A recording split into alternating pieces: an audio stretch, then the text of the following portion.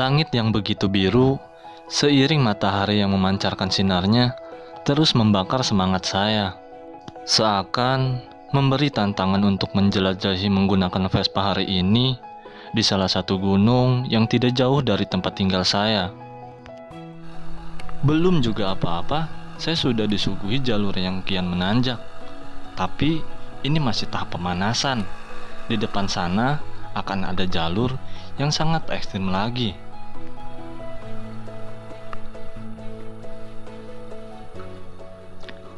Oh iya, di penjelajahan kali ini saya ditemani sahabat saya, namanya Dede. Tapi bukan Dede gemes ya. Dede yang satu ini punya biji 2.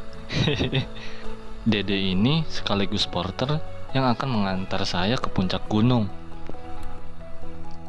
Sebetulnya ada 2 sahabat saya lagi yang akan naik ke puncak gunung. Karena disebabkan oleh perjalanan yang macet, mereka sedikit terlambat. Akhirnya, saya memutuskan mendaki gunung dengan Dede lebih dulu.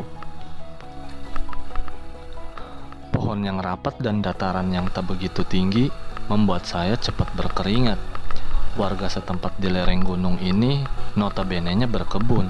Sesekali saya menemukan lahan atau ladang yang sedang digarap. Dengan trek full tanah merah, ban Vespa saya terus menggerus sepanjang jalur ini. Kalahari sedang trik-triknya.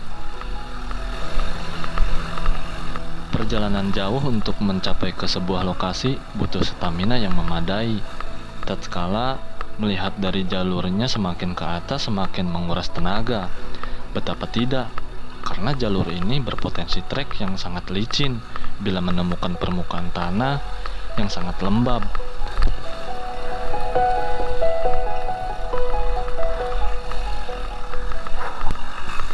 Jalannya lumayan cukup ekstrim teman-teman, jadi kita harus berhati-hati untuk melintasi daerah sini.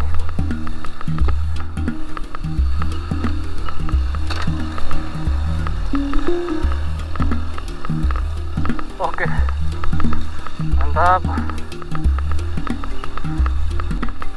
Harus tetap konsentrasi dan jangan sampai melamun, karena jalur ini sebelah kiri itu curam teman-teman.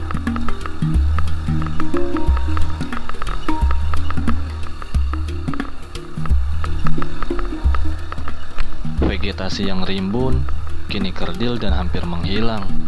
Dan seiring berjalannya waktu, ulah tangan manusialah yang terindikasi atas berkurangnya warna hijau di gunung ini.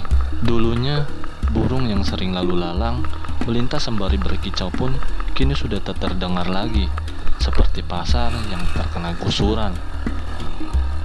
Sebetulnya gunung ini sudah pernah saya daki, tapi 25 tahun yang lalu. Itu adalah waktu yang cukup lama. Tak mungkin saya masih ingat jalur ini. Sebetulnya ada rindu yang terpendam di gunung ini. Rindu masa lalu yang tidak bisa diulang. Tak apa, ketika kita mencintai sesuatu, usia tak akan menjadi penghalang. Raga tak lagi bugar, namun rasa tak pernah pudar. Petualangan tidak selalu memberikan kita hal-hal yang baru. Terkadang petualangan juga membuat kita kehilangan sesuatu. Seperti halnya sahabat saya ini, Dede. Kehilangan keseimbangan. Ai, hati-hati dong, Dek.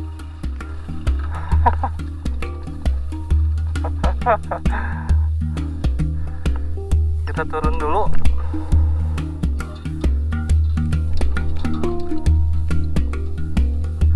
Karena jalanan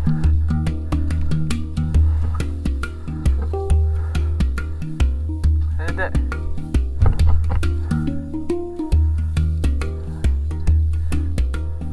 Hah? Diurungkan pada angkat halanya ban harap nah. Tenang. Rem ya, rem.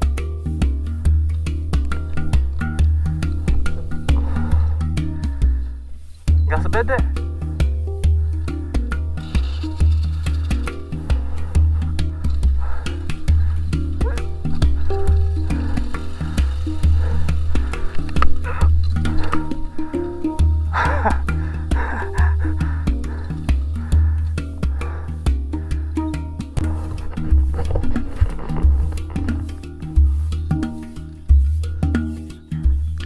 Setelah bantu Dede sedikit angkat-angkat motornya kembali ke jalur, saya pun melanjutkan kembali perjalanan.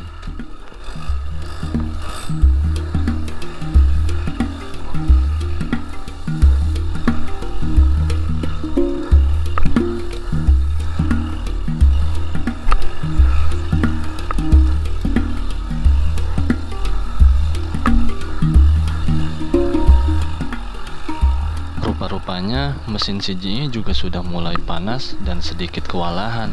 Tapi tak apa, jalur yang mengukik tajam menggerogoti semangat yang menggebu.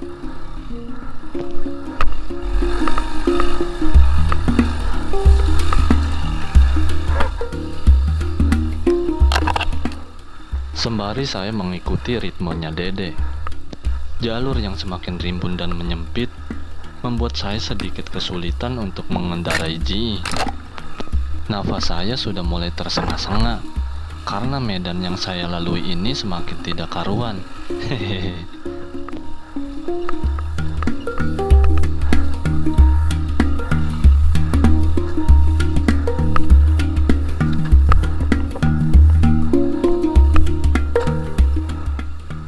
Kontur tanah berubah menjadi bebatuan besar. Awalnya, saya sedikit ragu untuk melintasinya. Nah, seperti ini tempatnya. Yang seperti ini sulit untuk dilewati oleh motor.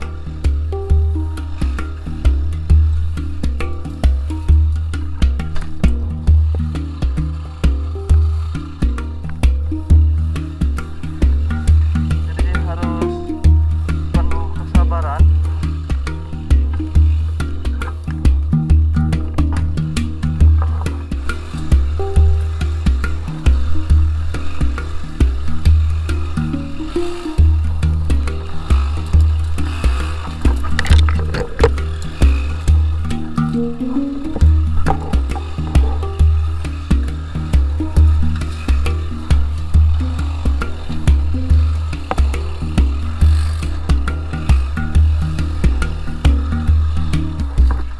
Wow, lumayan ekstrim.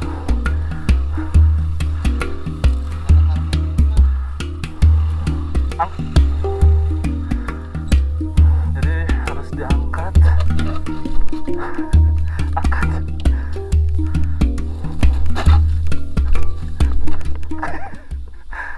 Oke.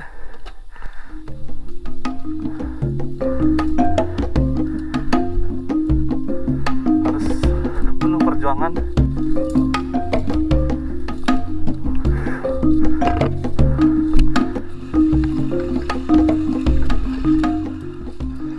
Akhirnya, saya bisa melalui jalur yang penuh bebatuan besar ini.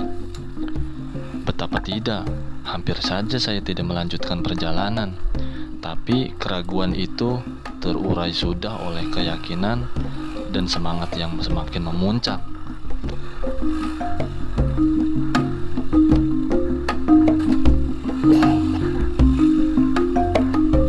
Banyak batu, teman-teman.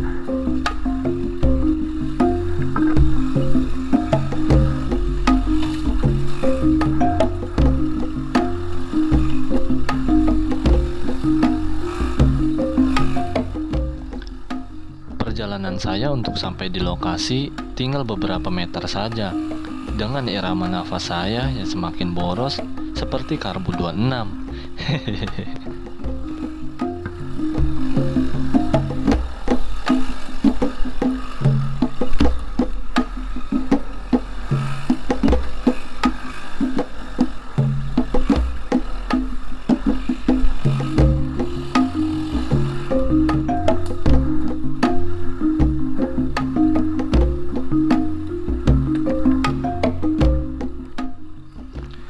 Dengan kontur tanah sedikit miring, saya pun akhirnya sampai di lokasi puncak Marengmang.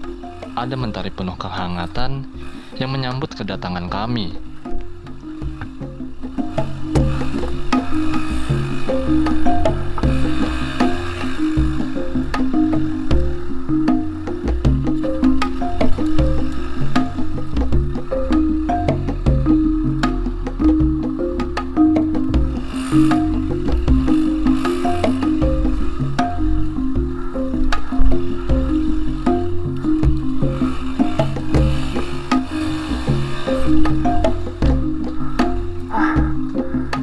Mantap.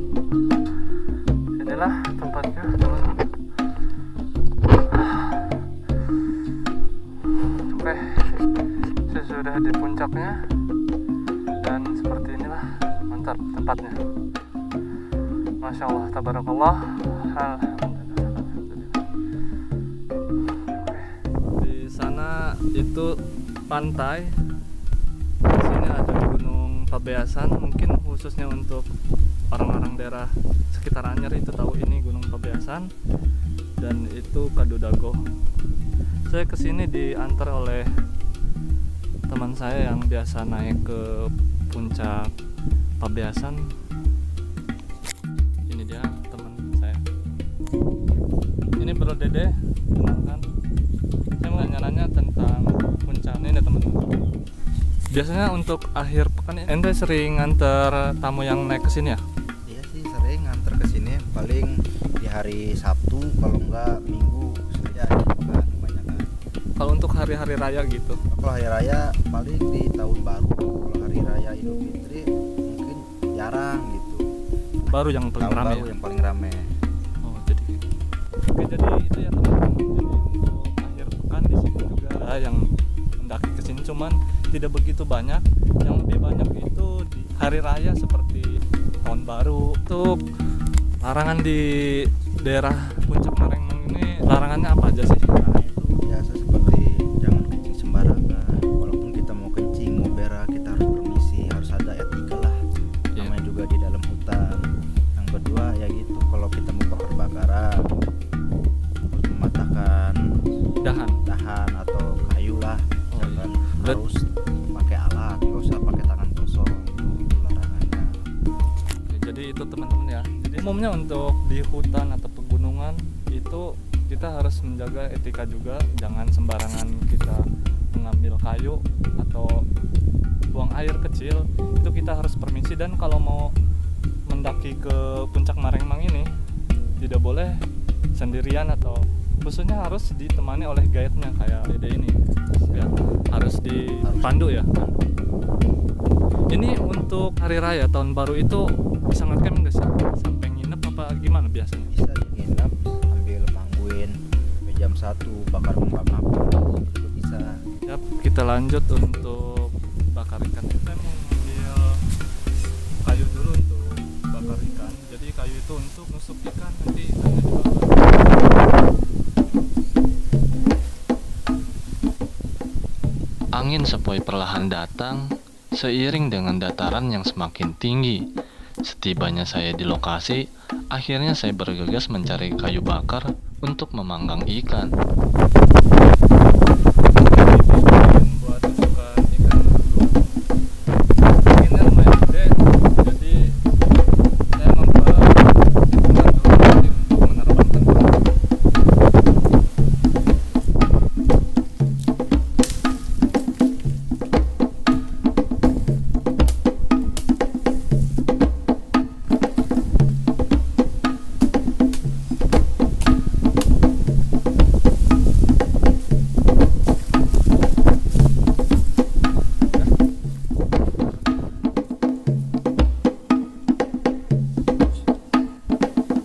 Oke, tinggal kita bakar ikannya dan nyalain apinya.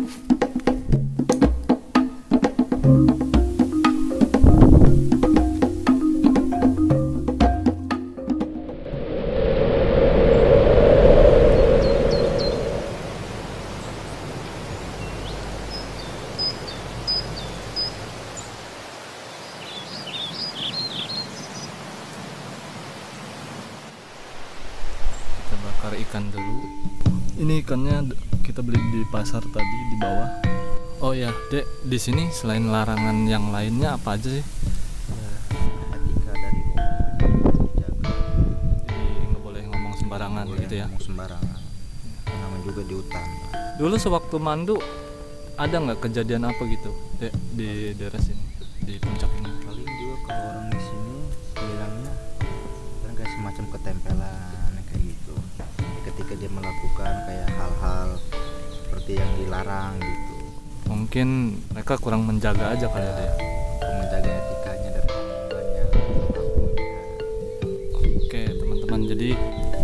itu seperti itu. Umumnya untuk di daerah gunung itu sih udah lumrah ya. Kita harus menjaga etika dan perilaku juga dari omongan. Kayak semacam kita mau ngambil kayu jangan menggunakan tangan kosong. Terus kita kalau mau buang air kecil itu jangan sendirian. Ingat, jangan sendirian. Di hutan jangan sendirian. Karena apalagi udah mulai tenang, terus posisinya kita harus ngecamp. Itu harus ditemenin minimal 2 orang. Jadi biar tidak terjadi hal-hal yang tidak diinginkan, teman-teman ya. Oke teman-teman, karena kan udah matang ikannya, kita makan dulu dengan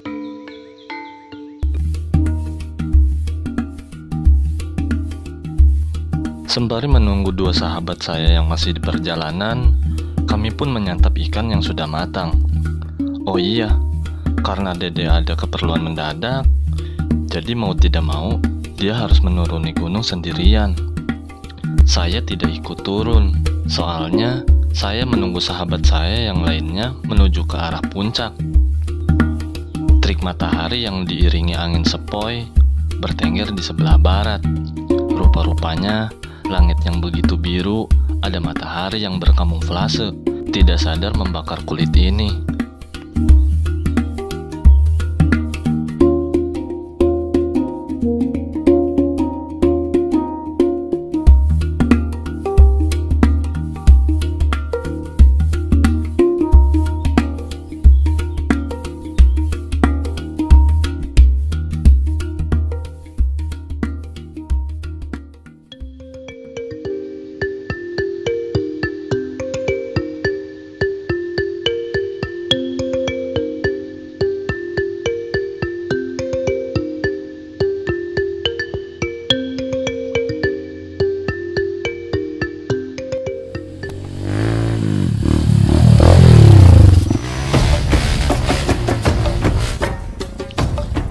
Dengan kendaraan yang mereka bawa sesuai medannya, tidak terlalu kesulitan untuk melewati jalur yang saya lewati tadi. Malah mereka mungkin sangat menikmatinya, walaupun harus dilema kekecewaan. Penyebabnya adalah terjebak macet di jalanan tadi. Kekecewaan mereka pun teralihkan dengan trek penantang dan sedikit ekstrim. Ternyata jalur ini sesuai dengan yang mereka harapkan. Alah. Hanya saja motor yang mereka bawa bukan kendaraan Vespa. Coba saja kalau motor yang mereka kendarai Vespa. Pasti sama dengan yang saya rasakan. Betapa tidak. Soalnya walaupun mereka membawa kendaraan gunung, tetap saja mereka terjungkal-jungkal. Ini sumber informasinya valid dari mereka loh. Saya tidak mengada-ngada. Wak.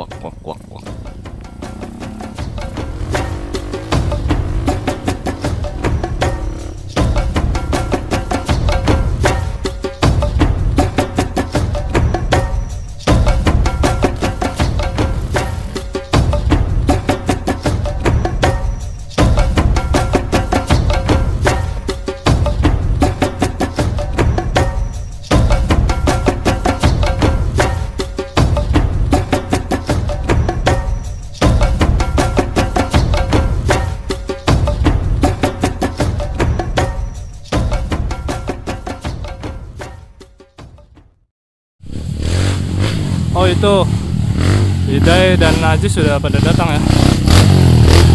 Oke. Gimana perjalanannya?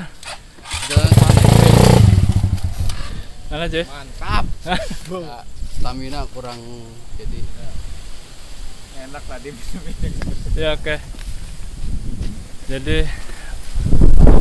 dia baru pulang, Dede pulang, Hidai dan Najis baru datang nyusul ke puncak Marengbang ini teman-teman. Gimana pemandangannya? mantap. Indah sekali. Indah banget. Papasan sama Dede Nah, iya, sebelumnya di bawah. di bawah ada. Kita lagi mengatur nafas dulu. Luar biasa deh. luar biasa jalannya. Memang mengecok perut. Inilah yang disebut puncak Maremang, teman-teman. Akhirnya, tidak lama kemudian setelah Dede turun, mereka sampai di puncak Maremang. Kepuasan mereka tertumpahkan sudah di puncak ini. Rasa penat, kesal, stres, terurai semua, berubah menjadi pancaran yang penuh semangat. Dan lelah yang menerpa tubuh pun hampir tidak terasa.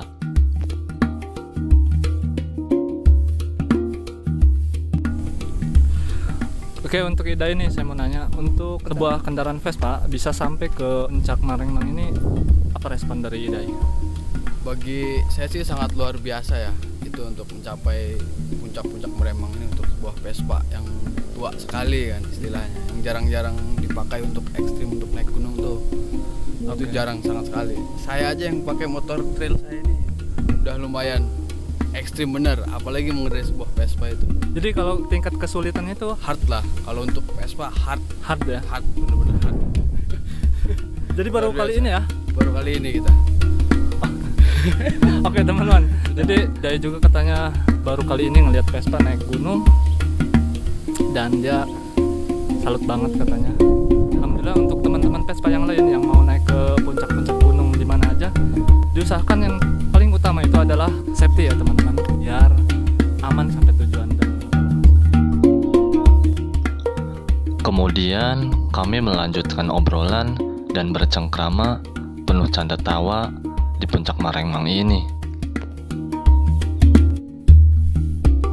Sempat bercerita mereka ingin belajar mengendarai Vespa. Hedeh, tatkala matahari yang bertengger di sebelah barat berubah warna menjadi kejingga-jinggaan. Orang-orang yang saling belajar, yang saling menjadi guru bagi satu sama lain, yang bercerita dan bertukar canda tawa. Salam Vespa Rimba, salam Agung si penjelajah.